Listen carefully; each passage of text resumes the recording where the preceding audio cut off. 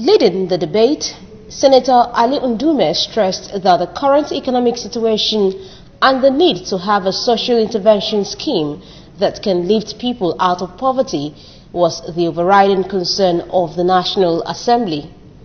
He also insisted on the need to have a proper framework before approval. Observes that the current economic situation and the need to have a social intervention scheme that can lift our people out of poverty was the overriding concern of the National Assembly when it did not insist on having a proper framework for the implementation of the fund made available before it approved the program. Lawmakers who added their voices to the debate on the motion spoke on the need to make the intervention scheme far-reaching and all-encompassing. So I believe that the proper thing to do, as he said, is for us to get the government to have a clear framework on how to deal with this, so that everybody will be on the same page on what they want to achieve, and our people we know that this is actually for the poorest of the poor, a situation where most of this money will even go on capacity building, consultancy, as always. I'm sure that it will be averted. Then the relevant committee will look at it and advise the Senate.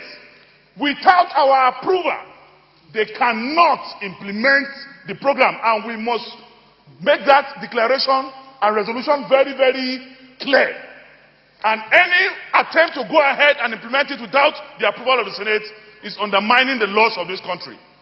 In his remarks, Bukola Saraki charged the Appropriation Committee to work with the executive to ensure the success of the Social Intervention Fund, saying that despite good intentions, the 500 billion naira might not achieve what it is meant to achieve with the current implementation.